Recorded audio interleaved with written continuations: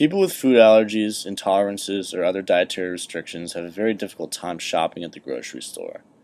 They must scrutinize the nutritional facts and ingredient lists on every food label to make sure they purchase items that are safe to eat. This process is time-consuming and creates many chances for the shoppers to make errors. Offending ingredients can be masked by an unusual name or simply missed. Shoppers who are buying items for friends or relatives are probably not used to shopping for people with food sensitivities and are likely to make mistakes or be less careful.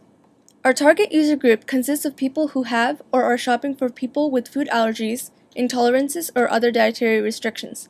The goal of our application, Grocery Guardian, is to provide a quick, accurate, and simple tool for detecting offending ingredients in food products that any shopper can use effectively.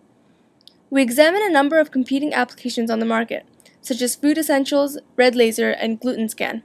Some of these applications were specific to one allergen only, such as gluten, and all of them lacked product images and customization features, such as multiple user profiles and custom allergen definitions. This application features 4 tabs: Product, Analyze, Profiles, and Help.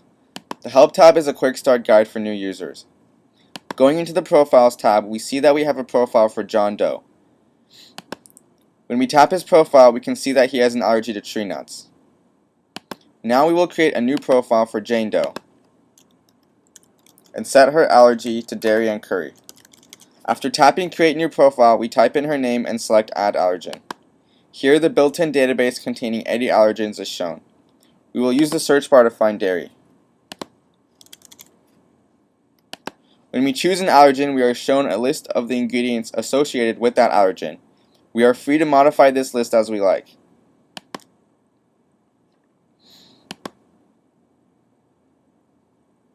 Now we will search for curry. We see that this is not a predefined allergen, so we tap Create Custom Allergen to define it. We give it a name and a list of ingredients to avoid. Now that the profiles are set up and turned on, we can start looking for products. First, we will search the built-in product database for a particular brand of Nature Valley Crunch granola bars.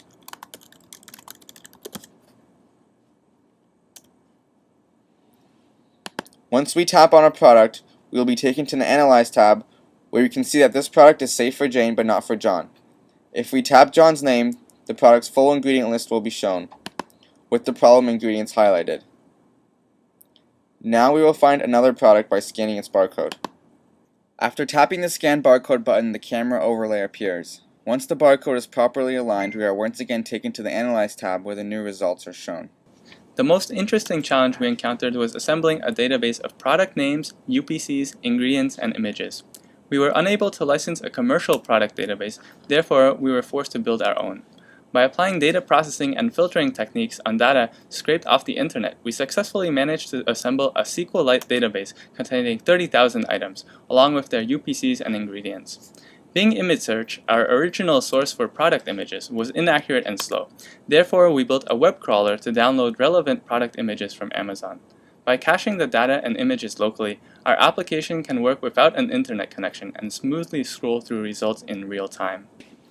User testing exposed problems and raised questions about our app in 2 areas: user interface and supported features. As for the user interface, we wound up changing the placement of buttons such as add and save, and changing the colors of buttons and backgrounds, and modifying icons, specifically the ones that indicate whether a product is safe or unsafe. We discovered that many of our testers had little or no experience using an iPhone, which encouraged us to stray from traditional iPhone interface conventions in order to make the interface more accessible. For example, instead of placing the Add Profile button on the top navigation bar, we placed it lower down as the first item in the table of existing profiles. Through testing, we found that there was a high demand for additional features, such as product images, custom allergens, and a list of recently viewed items. Therefore, we implemented these features. In the future, we would like to add support for vegetarians and vegans, as well as other nutritional filters that allow the user to limit intake of specific nutrients like sodium and specify tolerable quantities. We would also like to license a commercial database and more accurate product images and include support for international barcodes such as EAN8.